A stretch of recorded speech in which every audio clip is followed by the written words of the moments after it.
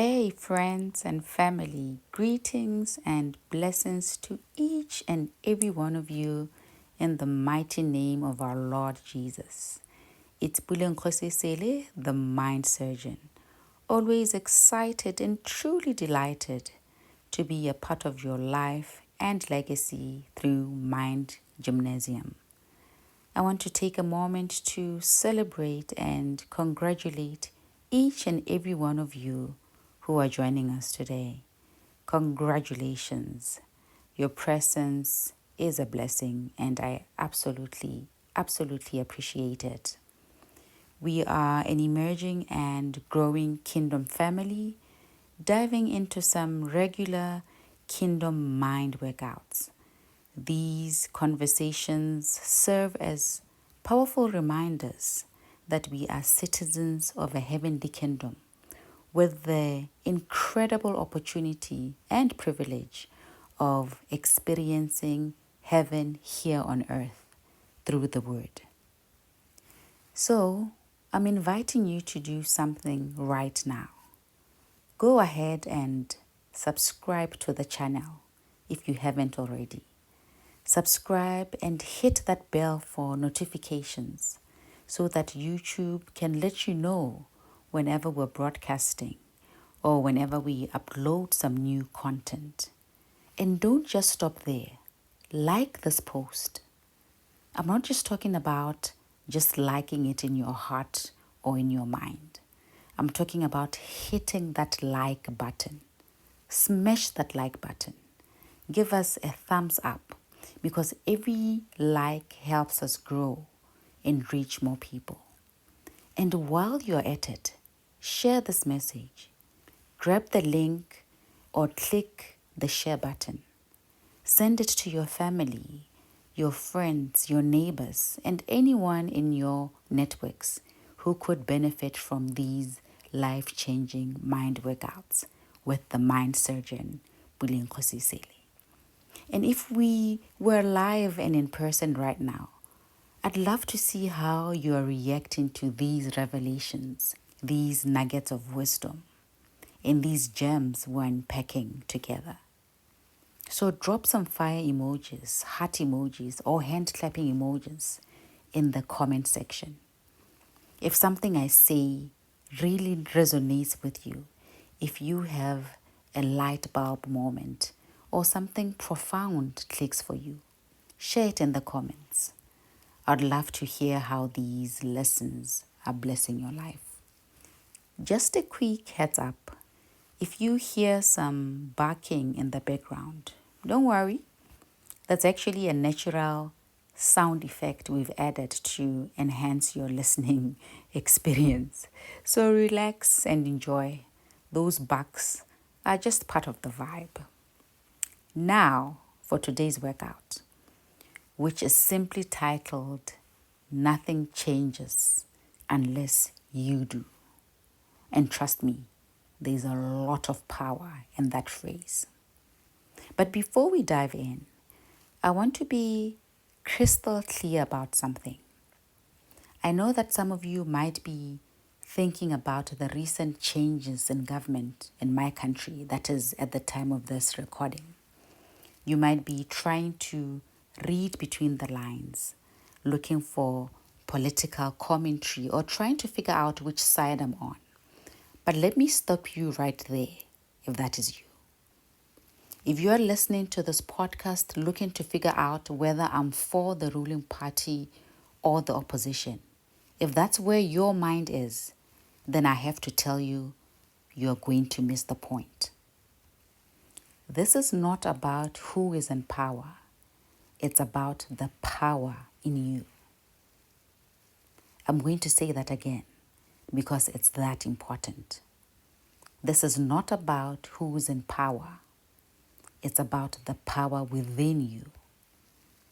You'll remember that the entire concept behind Mind Gym is centered around the idea that we are not victims of circumstance, but rather victims of who we are. Our mission is to help you break free from the mindsets that sabotage your success, the habits and patterns that hinder your progress, and the thinking that blocks your blessings. So, everything I'm going to say in this podcast and in every podcast before this one and every one after this is focused on one powerful central idea: the power within you, the internal power that you carry, that you can harness and use for your good, not against you. The power of your mind. Let me tell you something. Like electricity, your mind can be your greatest ally or your worst enemy. It's all about how you use it. If you learn how to properly harness and direct that power, it will serve you like the most reliable friend. But if you let it run wild and unchecked, it can become a dangerous force that holds you back from all that you're meant to be. Alrighty then, let's dive into the workout. There's a passage of scripture where Jesus is speaking to his disciples, and it's a powerful moment. You can go read it for yourself in Matthew 26. But there's one part that I want to focus on right now. Jesus says, "The poor you will have with you always." What? Wait a minute. Jesus said, "The poor you will have with you always"? At first, the statement completely blew my mind. I honestly couldn't fathom why Jesus would say something like that. Did he mean that some people are just meant to be poor? Here's what I've come to understand. And by the way, I'm not giving an interpretation of the passage. I'm simply making an application. So I'm not interpreting this, I'm just applying it. When Jesus said, "The poor you will have with you always," I believe the metaphor here is that equal opportunity does not guarantee equal outcomes. Did you hear that? Equal opportunity doesn't lead to equal outcomes. Recognizing an opportunity takes a particular kind of mindset.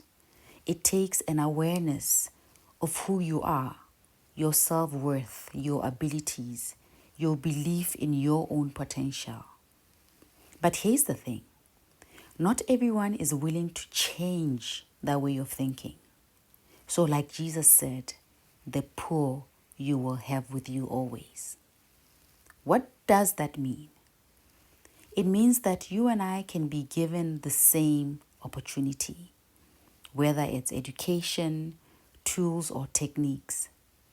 But if one of us has a bad attitude, all those resources become useless to them. We may have the same opportunity, but the outcomes will not be the same.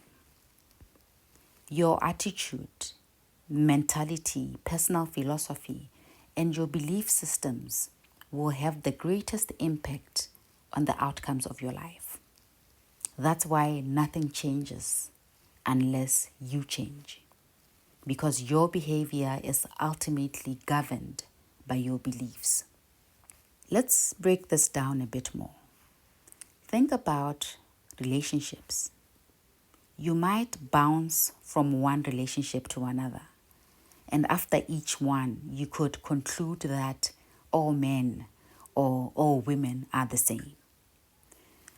But what you're failing to recognize is that you are the common denominator. You are the constant in that pattern. And here's the truth. Before you rush to blame the other person or the circumstances or the change that seems to keep producing the same outcomes, ask yourself, what is the constant in this pattern? And what role are you playing in the outcome? Similarly, think about government. Consider a new government that inherits a population that still holds the same old mindset. If the people have, for example, a mindset of entitlement, victimhood, or complacency, that government will face the same challenges as the one before it. Without a shift in the mindset of the people, meaningful change remains elusive. I'm going to say that again. And I know it may stretch your mind a little, and that's a good thing. That's the whole point. We're performing mind surgery here. It might be a little painful to swallow at first, but once you get it, you will be free. So I said, without a shift in your mindset, meaningful change remains elusive. I'm saying this because many people have been conditioned to think that their well-being, their progress, their livelihood, all of it rests entirely in the hands of somebody else. And the worst part, this mindset doesn't just absolve you of ownership over your life. It sadly also robs you of your power. It creates a state of learned helplessness, the come and save me mentality, believing that you cannot save yourself. And when you adopt that mindset, that's when the power within you starts to work against you. I was listening to a discussion among citizens recently about how the government is the people it serves, which I understood to mean that a government exists primarily to serve the interests, needs, and well-being of its citizens. I understood it to mean that the legitimacy of any government comes from its ability to represent and fulfill the will of the people. Now, while that is not incorrect, it is dangerously incomplete. Here's the deeper truth most people miss, and it's why the poor we will always have with us. Here it is. The government is the people it serves also means that if the people themselves don't change, then it's only a matter of time before a new government starts looking like the old one. What am I saying? Listen to this. And if you take away only one thing from today's mind workout, let it be this. External changes cannot replace the change that needs to happen on the inside of you, in your mindset. Or put another way, a change in your external environment will never substitute for the transformation that needs to take place within you. Because you see, external changes, whether it's a new government, new leadership, new laws, or even a new job, relationship, or income, can only go so far. These external shifts cannot and will never replace the kind of change that needs to take place inside each person. For example, take Emilian Pula. In the hands of someone with a poverty mindset, that money will not be used to build wealth. It will be spent and misused, and eventually the person will fall back into poverty. Perhaps not consciously, but subconsciously they'll gravitate toward decisions that reflect the identity they hold of themselves, which is that of a poor person. The mindset doesn't change, so the outcomes don't change. And then what will the people say? They'll say the government has failed. But in reality, it's not just the government or the systems failing. It's that the people haven't shifted the way they think. So when we say a government is the people it serves, It's not just about the government of the day. It's a reflection of the people it serves, because the government cannot be any better than the mindset of the people it serves. If the people have a slothful mindset, a victim mindset, or any other kind of negative, unhelpful mindset, they cannot be helped. It's like trying to save a drowning person who keeps fighting you. Eventually, you'll have to let them drown, or you both go down. So if society doesn't shift its mindset, its values, or its approach to life, a new government, no matter how progressive, will eventually reflect the same old attitudes.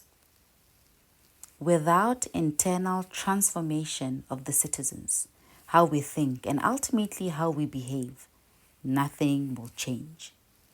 Because behavior comes from thinking patterns. So if the mind doesn't shift how it thinks, the system will just recycle the same behavioral patterns and the same unwanted outcomes. True change happens when people start thinking differently, managing their emotions differently, behaving differently, and most importantly, demanding more from themselves and not just from their leaders. Otherwise, the new things will just become a mirror of the old things. Change must start from within. Let me bring in another passage of scripture that I believe applies here and helps drive this point home.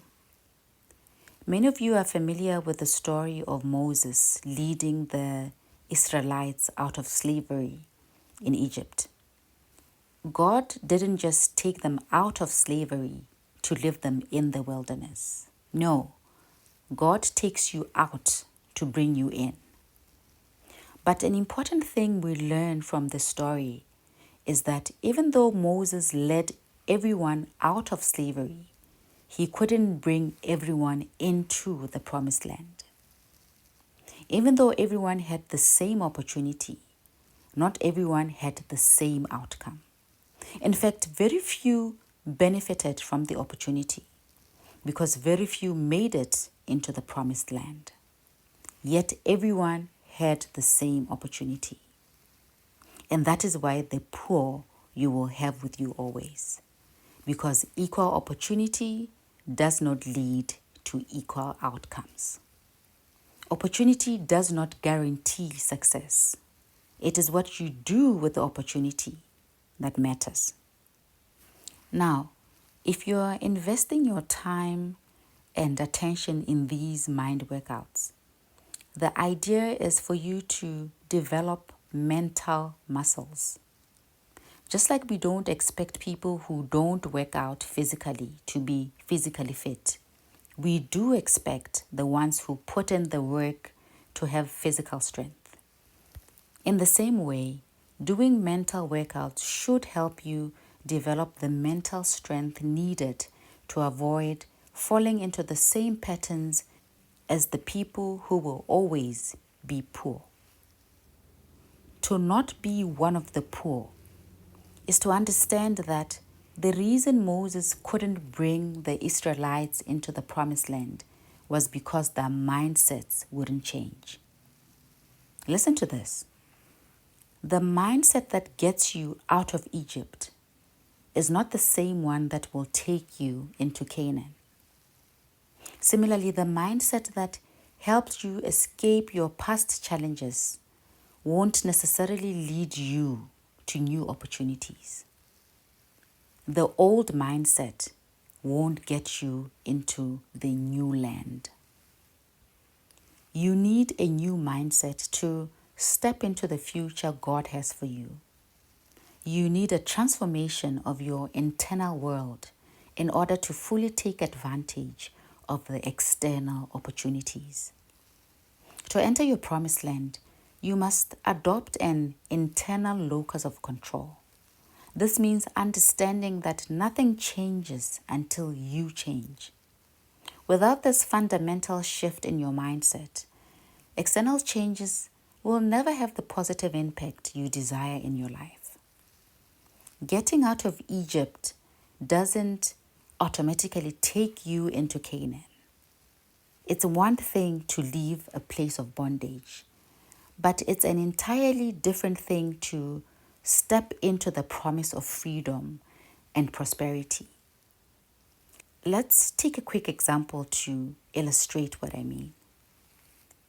It took a vote to change a government, but it takes discipline and resilience and sober minds to take advantage of the opportunities that may lie before you. So leaving Egypt is just the first step, but it certainly isn't the only step. Entering the promised land requires a new mindset. The reason the Israelites could not enter the promised land is because despite being physically removed from slavery, slavery was still in them. It was so deeply ingrained in their identity that at one point they even talked about going back to Egypt. This is so crucial to understand. You will always default to your identity. If your mindset and beliefs about yourself haven't shifted, you will always return to what feels familiar, even if it's destructive. When Canaan is right in front of you, waiting for you to step into it, you will sabotage your own success. You'll use your words, your actions, your energy to stay in what you know, even if what you know is holding you back. That's exactly what happened to the Israelites. When Moses and other leaders were sent to help them step into their freedom, they rejected the very people who were trying to bring them into a better future. And this same dynamic plays out in our lives today. We may not be facing slavery in the traditional sense, but we are often held captive by our own thoughts, our own self-limiting beliefs, so much that we crucify the very people that are trying to help us. So this is one of the most liberating truths you can grasp. You will always act according to your identity. If you see yourself as a failure or as someone unworthy of success, no matter how many opportunities come your way, you will find ways to sabotage them. Your subconscious mind will always try to pull you back into alignment with the identity you hold of yourself. And here's where the shift happens. Most of the problems you're experiencing right now, whether in your career, relationships, or personal growth, are fundamentally issues of identity. The good news is that these issues can be solved through a change in mindset. Other than that, you cannot outperform your self-image. You cannot outperform your self-image. If you see yourself as someone who is destined to fail, that belief will become a self-fulfilling prophecy. But when you start to shift that image, when you begin to see yourself as someone who is capable, worthy, and deserving of all the good things life has to offer, your reality begins to shift too. To wrap up our session today, here's what I want you to take away. The poor will always be with us because equal opportunities do not lead to equal outcomes. And that's simply because opportunities that are ignored will do you no good. It takes a particular mindset, a heightened sense of self-awareness, self-worth, to recognize opportunities and to act on them. The key to success lies in understanding that you are the change you want to see, that you carry the breakthrough you're looking for, that your destiny is in your hands. It's not about the circumstances around you. It's about changing how you think, how you see yourself and how you operate in the world. Until you change your mindset, no amount of external change, no matter how progressive, will truly impact your life in a lasting, positive way. I hope this message has blessed you today. If it has, I have one simple request. Please share it with someone else. My mission is to help as many people as possible, and I can't do that without your help. So, if this podcast helps you, pass it along to someone who might need to hear it. Remember, treat your mindset like your life depends on it, because it does. Take care, and I'll see you next time.